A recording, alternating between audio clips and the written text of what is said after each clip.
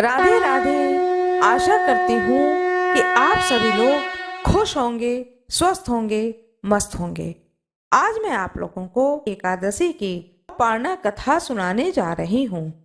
जो कोई भी एकादशी के पारणा की कथा को सुनता है, उसे एकादशी के व्रत का पूर्ण फल प्राप्त होता है। पारणा करते समय तुलसी दल को ग्रहण करना चाहिए।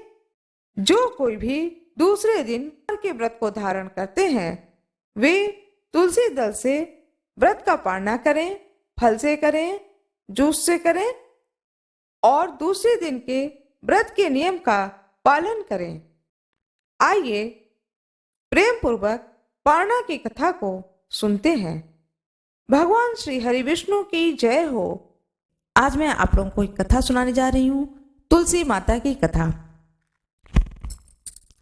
कार्तिक के महीने में सब कोई तुलसी माता को सींचते हैं। सब कोई तो सींच के चले जाते थे, लेकिन एक बुढ़िया माई आती और माता तुलसी को रोजाना सींचती और तुलसी माता से कहती, सत्य की दाता मैं बिरला सींचू तेरा, तू कर निस्तारा मेरा।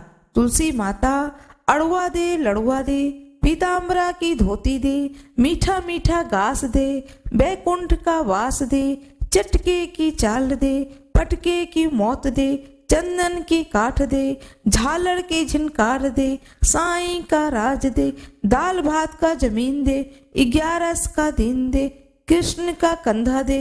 इतनी बात सुनकर माता तुलसी सूखने लगी। एक बार भगवान कृष्ण ने पूछा कि तुम्हारे पास तो इतनी औरतें आती हैं तुम्हें जिमाने, गातने, तुम्हें पूजने, और तुम सूखने कैसे लगी? तब तुलसी माता ने कहा कि एक बुढ़िया माई आती है जो रोजाना इतनी बात कहकर जाती है। मैं तो और सब कुछ दे दूंगी, पर आप भगवान कृष्ण के कंधा कहाँ से दूंगी? थोड़े दिन बाद वह बुढ़िया मर गई। सब उसको उठाने लगे, पर वह इतनी भारी हो गई कि उठे ही नहीं।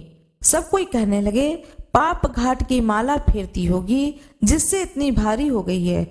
भगवान बूढ़े ब्राह्मण का रूप धारण करके आए और सबसे पूछने लगे कि इतनी भीड़ क्यों हो रही है। सब लोग बोले कि एक बुढ़िया है जो कि मर गई है, पापनी थी, इसलिए किसी से नहीं उठती। तब भगवान बोले कि इसके कान में एक बात कहने दो तो यह उठ जाएगी। सबने कहा तू भी मन की निकाल ले। भगवान ने जाकर उसके कान में कहा, बुढ़िया माई तू बिरला सींचे मेरा, मैं करूं निस्तारा तेरा। बुढ़िया माई अड़ुआ ले, गड़ुआ ले, पीताम्बर की धोती ले, मीठा मीठा घास ले, बैकुंठ का बास ले, चटके की चाल ले, पटके की मौत ले, चंदन की काठ ले, झालर की झिनकार ले, साईं का राज ले, दाल भात का जमीन ले, कृष्ण का कंधा ले। इतना सुनते ही बुढ़िया माई हल्की हो गई। भगवान ने कंधे पर लेकर के उसको गए, उसकी मुक्ति हो गई। हे तुलसी माता, जैसे उसकी मुक्ति करी है ऐसी हमारी भी मुक्ति करियो। जैसे उसको कंधा दिया है भगवान कृष्ण ने, ऐसे ही सभी को कंधा दें, इस कथा को सुनने वाले को और सुनाने वाले को। जिस प्रकार से भगवान विष्णु ने कृपा करी, उसी प्रकार से कथा सुनने वाले पर और कथा सुनाने वाले पर सदा सर्वदा भगवान विष्णु की कृपा बनी रहे। भगवान श्री हरि विष्णु की जय हो। भगवान गणेश की जय हो। एक नगर में एक ब्राह्मण देवता रहते थे। वह ब्राह्मण देवता अपने पूरे परिवार के साथ में एकादशी के व्रत को करते थे। यूं तो वे पूरे साल भर के एकादशी के व्रत को करते थे। व्रत करते करते फाल्गुन मास शुक्ल पक्ष की एकादशी आता है, जिसे कि आमलकी एकादशी कहते हैं। ब्राह्मण देवता अपने पूरे परिवार के साथ में इस व्रत को भी करते हैं। विधि विधान से वह सारे व्रत को करते थे। इस कारण से वे आमलकी एकादशी के भी सारे विधान को, सारे नियमों का पालन करते हैं। दसवीं तिथि पर दसवीं तिथि के सारे नियम का पालन करते हैं और दूसरे दिन अपने पूरे परिवार के साथ में आमलकी एकादशी के व्रत को धारण करते हैं। संयोगवश उन्हें कुछ काम पड़ जाता है दूसरे गांव से। अब ब्राह्मण देवता को अचानक काम आ जाने के कारण दूसरे गांव में उन्हें जाना है, दूसरे दिन पहुंच जाना है। ब्राह्मण देवता सोचते हैं कि मैंने तो आज एकादशी के व्रत को धारण किया है, तो मैं एकादशी के सारे नियमों का तो पालन करता ही हूँ। मैं वैसे भी पूरी रात जागरण करता हूँ, भगवान श्री हरि विष्णु के नाम को जपता हूँ।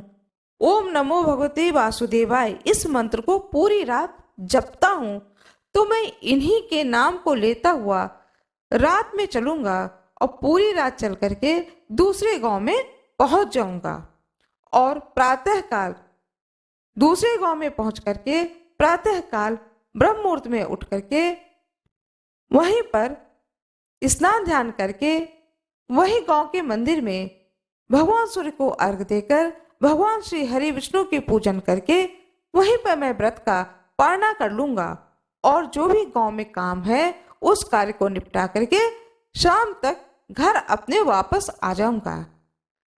इस विचार को अपनी पत्नी से बताते हैं और कहते हैं कि आज मैं शाम को दूसरे गांव को जाऊंगा, तुम अपने घर के दरवाजे को अच्छे से बंद कर लेना, घबराना नहीं, परेशान ना होना। उनकी पत्नी कहती हैं कि ठीक है। उस समय सभी लोग पैदल ही यात्रा करते थे एक नगर से दूसरे नगर में जाने के लिए। ब्राह्मण देवता हाथ में लालटेन लेते हैं और घर से निकल जाते हैं। ब्राह्मण देवता अकेले ही होते हैं, उनके साथ में और कोई भी नहीं होता है। वह पूरे रास्ते भगवान श्री हरि विष्णु का नाम लेते हुए चलते चले जाते हैं। रास्ते में एक जंगल पड़ता है, बहुत ही घना जंगल होता है। ब्राह्मण देवता उस जंगल में प्रवेश करते हैं, ओम नमो भगवते वासुदेवाय इस मंत्र का जाप करते हुए।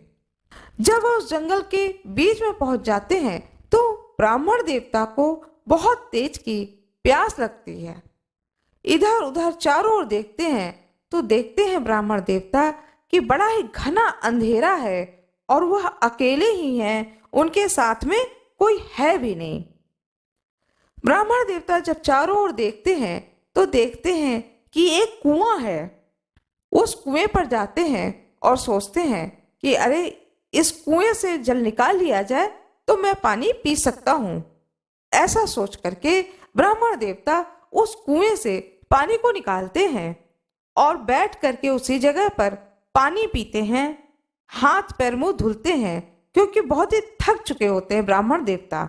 जब वह पानी पी रहे होते हैं उसी समय उनके सामने कुछ दूर पर एक व्यक्ति खड़ा होता है। ब्राह्मण देवता की निगाह उस व्यक्ति पर पड़ती है तो ब्राह्मण देवता उस व्यक्ति से पूछते हैं, तुम कौन हो भाई, और इस घने जंगल में तुम यहाँ पर क्या कर रहे हो? तब वह व्यक्ति कहता है कि मैं कोई मनुष्य नहीं हूँ। ब्राह्मण देवता कहते हैं, दिख तो तुम मनुष्य ही रहे हो और तुम कह रहे हो कि तुम मनुष्य नहीं हो। तब व्यक्ति कहता है कि मैं प्रेतराज हूँ और हे ब्राह्मण देवता, आज आपने आमलकी एकादशी के व्रत को धारण किया है। आपके दर्शन मात्र से ही मैं इस योनि से मुक्ति पा जाऊंगा। आज के बाद अब मैं इस योनि में नहीं रहूंगा, मैं श्री हरि विष्णु के लोक को सीधे चला जाऊंगा। यह सुन करके वह ब्राह्मण देवता कहते हैं कि चलो बहुत अच्छी बात है कि तुम्हें मुक्ति मिल जाएगी। वह प्रेतराज कहता है कि महाराज मुझे तो मुक्ति मिल जाएगी, लेकिन जो मेरे साथी गण हैं उन्हें भी मुक्ति मिल जाती तो मुझे बहुत ही खुशी होती। मैं अब श्री हरि विष्णु के धाम को नहीं जाऊंगा, बल्कि अपने मित्रों के साथ इसी स्थान पर रहूंगा। तब ब्राह्मण देवता कहते हैं कि उन्हें मुक्ति क्यों नहीं मिलेगी, और पहले तुम ये बताओ कि तुम इस योनि में आ कैसे गए। तब वह प्रेतराज बताता है कि हे ब्राह्मण देवता, मैं पूर्व जन्म में एक व्यापारी था, दिन रात व्यापार में संलग्न रहता था, किसी भी प्रकार का कोई भी व्रत नहीं करता था, कोई दान नहीं करता था, कोई भी पुण्य का कार्य नहीं करता था, सिर्फ मेरा ध्यान रहता था व्यापार करने में। दान पुण्य के अभाव के कारण और व्रत न करने के कारण मैंने कुछ भी पुण्य कर्म नहीं किए। इस कारण से मैं इस योनि को प्राप्त हो गया। और जो मेरे साथ में हैं वे लोग पूर्व जन्म में बुरे कर्म किए, सदकर्म तो किए नहीं, साथ में बुरे कर्म किए, जिसके कारण वे लोग भी इस योनि में आ गए हैं। यदि आप कृपा कर दें तो हे ब्राह्मण देवता, ये सभी लोग इस योनि से मुक्ति पा सकते हैं। ब्राह्मण देवता कहते हैं कि मैं ऐसा क्या कर सकता हूं जिससे ये लोग इस प्रेत योनि से मुक्ति पा सकें। तब वह प्रेतराज कहता है, हे ब्राह्मण देवता, यदि आप इनके गोत्र का नाम लिख लें और गया तीर्थ में जाकर के इनका तर्पण कर दें तो ये लोग इस योनि से मुक्ति को प्राप्त हो जाएंगे। साथ में आपको बहुत ही आशीर्वाद देंगे जिससे आपका शुभ होगा। ब्राह्मण देवता दयालु स्वभाव के होते हैं। वह कहते हैं कि यदि मेरे इतना करने से किसी को मुक्ति की प्राप्ति हो जाती है तो मैं इस कार्य को अवश्य ही करूंगा। इस तरह से प्रेतराज ने उन सभी जो उनके साथी लोग होते हैं उनके कुल और गोत्र का नाम ब्राह्मण देवता को बता देते हैं। ब्राह्मण देवता उन सभी को आशीर्वाद दे करके दूसरे नगर की ओर चल देते हैं। दूसरे नगर में पहुंच करके आराम करते हैं। फिर प्रातः काल ब्रह्म मुहूर्त में उठ करके स्नान ध्यान करके भगवान सूर्य को अर्घ देने के बाद में भगवान श्री हरि विष्णु के मंदिर में जाकर उनकी पूजा करते हैं और फिर व्रत का पालना करते हैं। फिर अपने कार्य को समाप्त करने के बाद में अपने घर वापस आते हैं और फिर जैसा कि उन्होंने वादा किया था उस वादा के अनुसार गया जाते हैं और गया जाकर के सभी प्रेतों के कुल और गोत्र के नाम से उनका तर्पण करते हैं। तर्पण करने से उन सभी की मुक्ति हो जाती है। वे सभी स्वप्न में आकर के ब्राह्मण देवता को आशीर्वाद देते हैं और कहते हैं कि हे ब्राह्मण देवता, आपके कारण आज हमें इस योनि से मुक्ति हो गई है। और ब्राह्मण देवता को प्रणाम करके वैकुंठ धाम को चले जाते हैं। भगवान श्री हरि विष्णु की जय हो।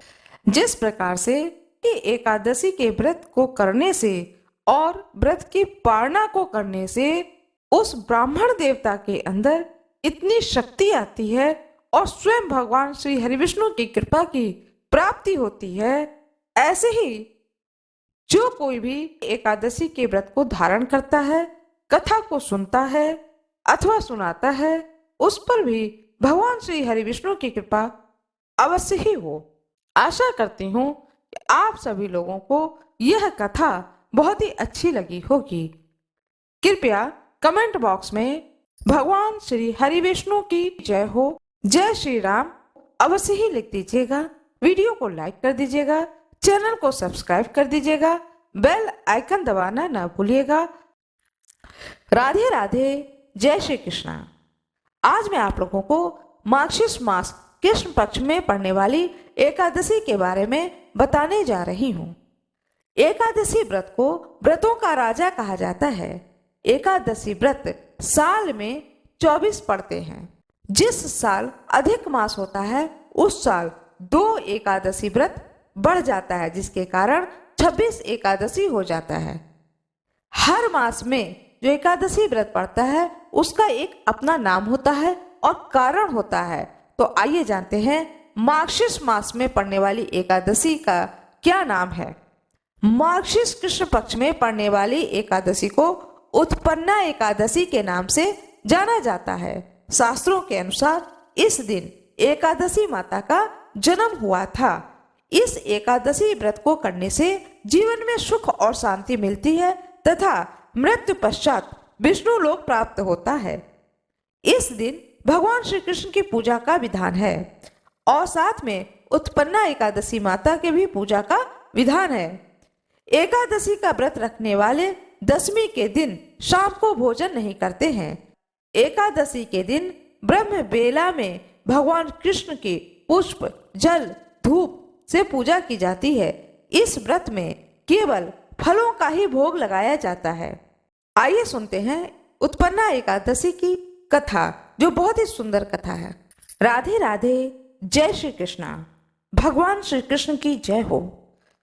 धर्मराज युधिष्ठिर हाथ जोड़ करके भगवान श्री कृष्ण से कहते हैं कि हे प्रभु, आप हजारों यज्ञ तथा लाख गौ दान से भी एकादशी के व्रत का महत्व बड़ा बताते हैं। सो हे प्रभु, अब यह भी बताने की कृपा करें कि यह तिथि सब तिथियों से उत्तम क्यों मानी जाती है। इसको जानने की मेरी बड़ी अभिलाषा है।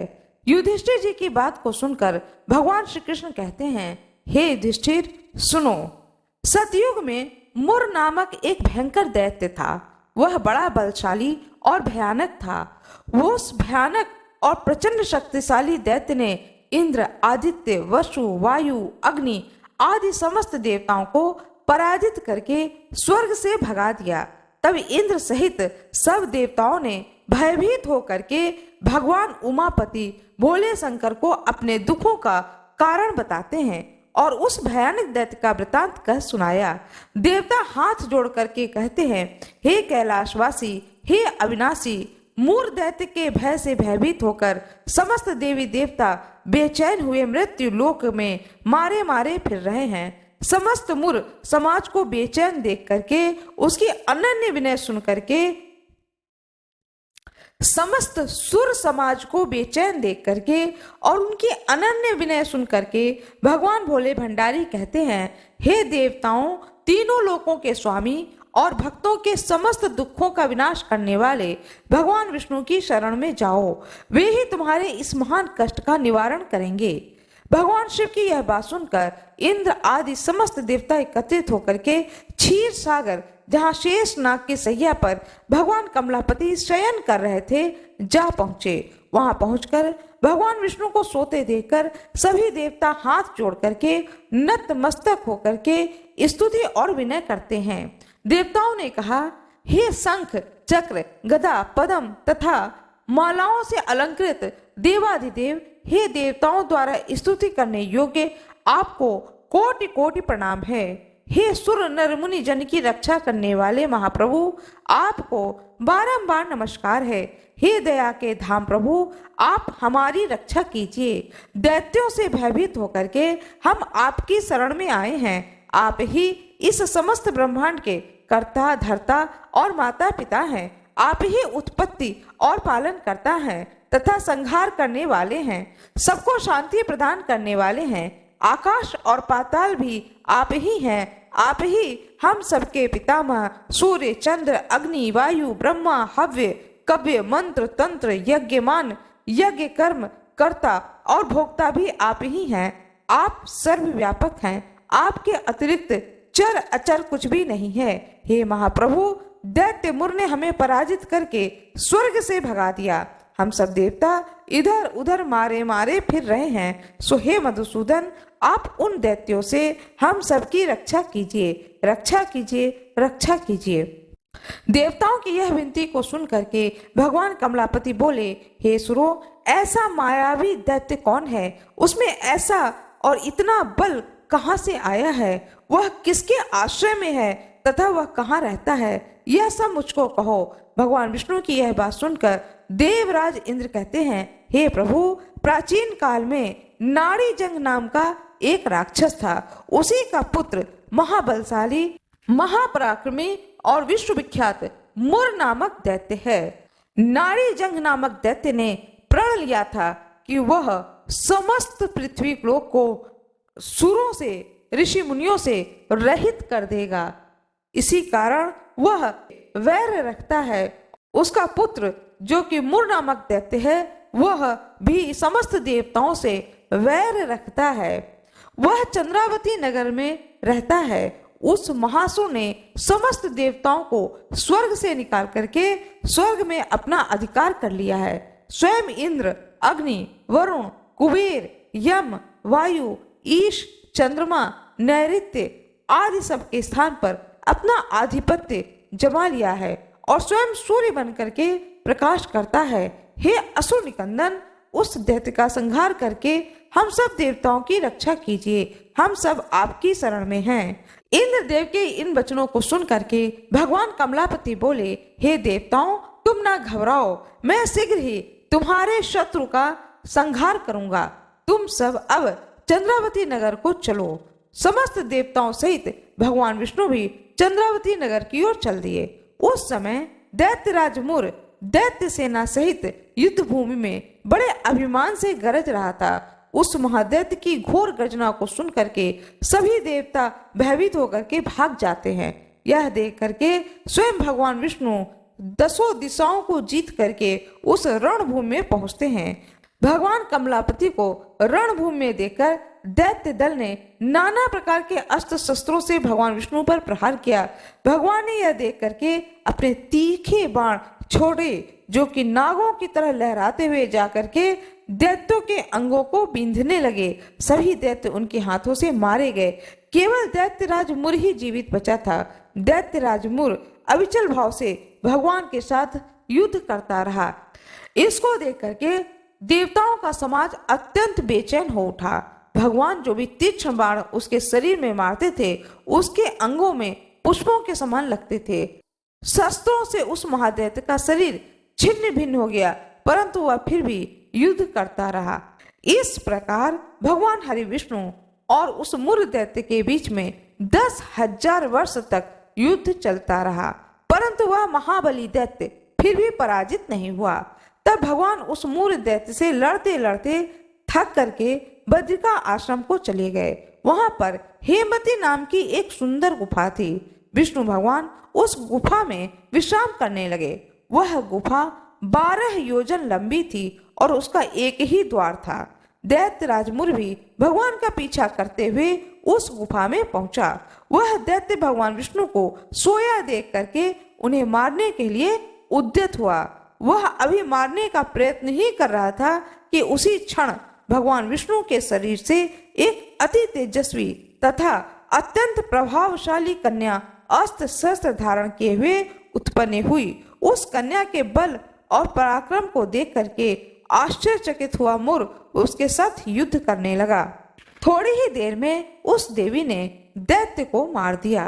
अब भगवान विष्णु की निद्रा टूटी तो उन्होंने मुर दैत्य के कटे हुए सर तथा दोनों हाथ जोड़कर खड़ी हुई एक कन्या को देखा। भगवान ने उस कन्या से पूछने लगे, हे देवी, तुम कौन हो?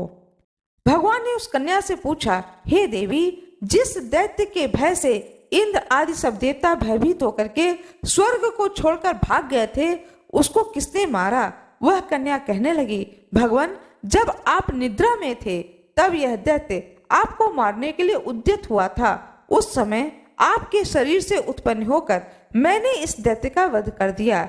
यह सुनकर के भगवान बोले, हे देवी, तुमने इस दैत्य को मारकर देवताओं का महान उपकार किया है, अतः तुम इच्छा अनुसार वर मांगो।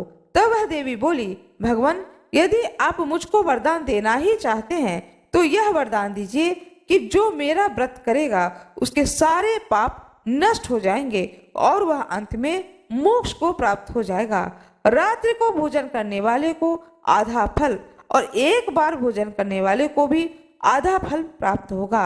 जो मनुष्य भक्ति पूर्वक मेरे व्रत को करेगा वह निश्चय ही आपके लोक को प्राप्त हो।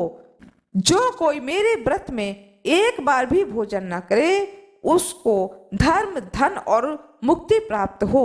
भगवान ने कहा, हे कल्याणी, ऐसा ही होगा। मेरे और तुम्हारे भक्त एक ही होंगे और वे जीवन में सभी सुखों को प्राप्त करेंगे तथा अंत में मेरे लोक को प्राप्त होंगे। क्योंकि तू एकादशी को उत्पन्न हुई है, अतः तेरा नाम एकादशी होगा। तुम मुझको सब तिथियों में अत्यंत प्रिय हो, इस कारण तुम्हारे व्रत का फल सभी तीर्थों से अधिक फलदायी होगा। भगवान के ऐसे उत्तम वचनों को सुनकर वह देवी अत्यंत प्रसन्न हुई। भगवान श्री कृष्ण ने आगे कहा, हे युधिष्ठिर, सब व्रतों में एकादशी व्रत का फल सर्वश्रेष्ठ है। एकादशी व्रत करने वालों को मैं मोक्ष पद देता हूँ, उनके शत्रुओं का नाश एवं समस्त विघ्नों को नष्ट करता हूँ। यह मैंने एकादशी की उत्पत्ति का सब वृत्तांत बतलाया है। एकादशी पापों को नष्ट करने वाली और सिद्धि को देने वाली हैं। जो मनुष्य इस एकादशी महात्म्य को पढ़ता है अथवा सुनाता है उसको अश्वमेघ यज्ञ का फल प्राप्त होता है। वह करोड़ों वर्ष तक विष्णु लोक में वास करता है और वहां भी उसका पूजन होता है। जो मनुष्य एकादशी महात्म्य के चौथाई भाग को पढ़ता है उसके सभी पाप नष्ट हो जाते हैं। वैष्णव धर्म के समान अन्य कोई धर्म नहीं है और एकादशी व्रत के समान दूसरा कोई व्रत नहीं है। भगवान श्री हरि विष्णु की जय हो, माता लक्ष्मी की जय हो, भगवान श्री कृष्ण की जय हो, समस्त भक्त गणों की जय हो। कृपया कमेंट बॉक्स में जय श्री कृष्ण अवश्य लिख दीजिएगा। वीडियो को लाइक शेयर सब्सक्राइब अवश्य करिएगा। आप लोगों का बहुत बहुत धन्यवाद।